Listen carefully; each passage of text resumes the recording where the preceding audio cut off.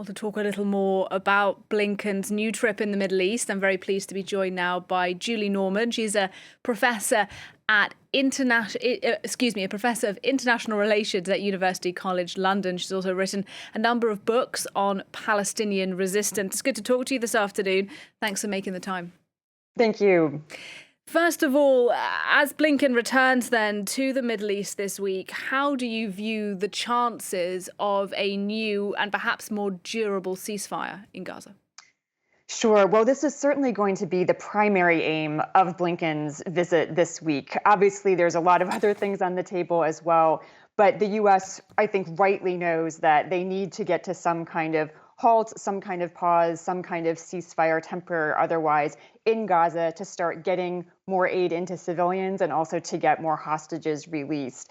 The U.S. really does see this as the linchpin to cooling down other tensions around the region, and also as really the starting point to start having serious discussions about day after scenarios. So I would say it's an important moment for those negotiations. They've been going on for some weeks now.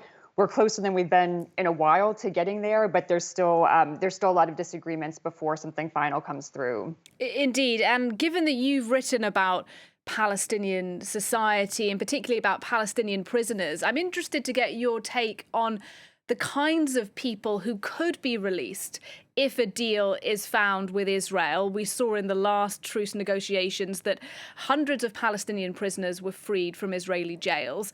Do we know the kind of people that might be released this time?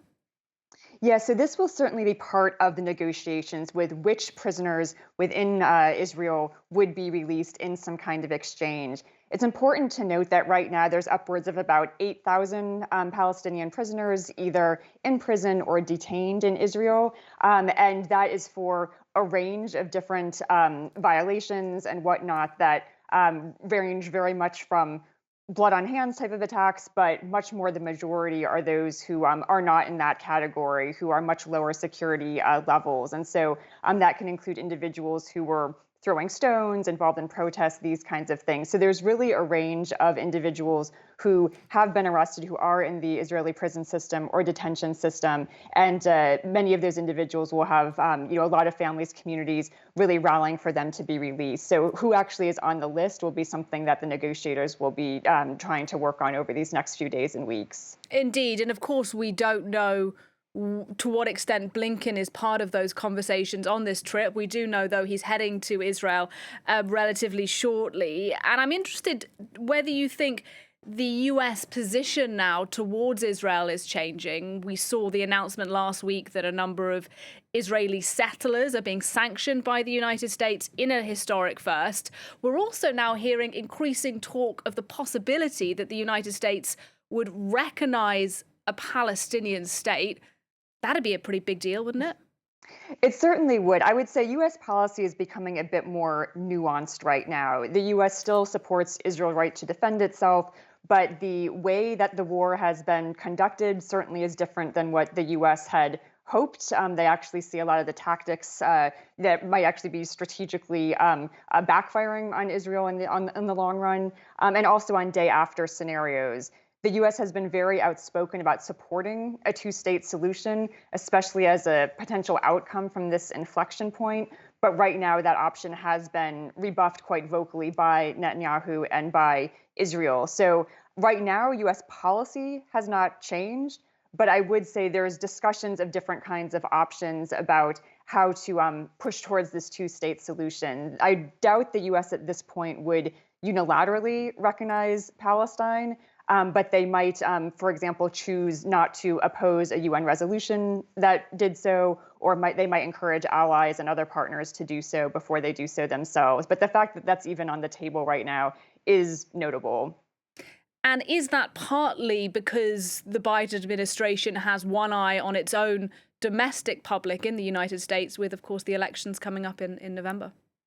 That's certainly part of it. I think Biden is perhaps a bit surprised by the amount of pushback that he's gotten in the United States by many Arab American voters, many younger voters, progressive voters, and really many in his base that he would need to support him in November have really pushed back at his policies towards Israel over the Gaza war. So that's certainly playing into it. But I would also say Biden as well as Blinken have long history as foreign policy persons in the Middle East. They both see a lot of interest to trying to have this conflict get to some kind of resolution that we will not constantly see the kinds of attacks like October 7th, the kind of wars like we're seeing in Gaza right now. And they're realistic that the way to do that is to actually try and get to some kind of two-state solution and some kind of resolution. And when we look more widely at what's going on in the Middle East and what the United States is doing particularly, we've seen these strikes, haven't we, over the weekend and last week as well, on Iran-backed militias. There have been strikes now in Yemen, in Iraq, in Syria. It does seem the US is being more drawn into conflict in the Middle East, whether it wants to be or not. Where do you think this goes from here?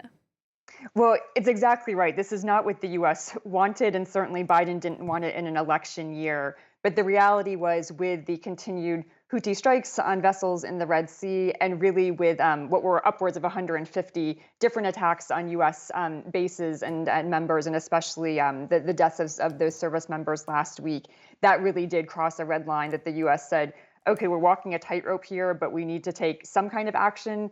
The challenge is taking an action that is forceful enough to deter, but not so catastrophic that it escalates and spirals the region into an even broader war. So that's been a really difficult needle to thread. And I would still say things are still very tense and could still go many different directions.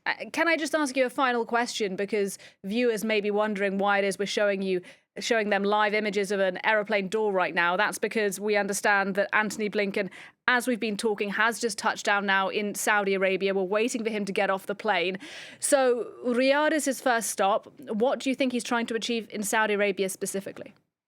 Sure. So one of the things that Washington is hoping is that a way to get to some kind of long-term stabilization in the region is to have a normalization deal between Saudi Arabia and Israel backed by the US. That was on the table prior to October 7th. It hasn't been taken off the table yet. And what we're hearing from Saudi Arabia is they are still open to it if Palestinian statehood is part of the package. So this is all part of the wider big picture that I think Blinken is trying to put together, make sure he has that kind of affirmation from Saudi Arabia before then going on to Israel later in his visit.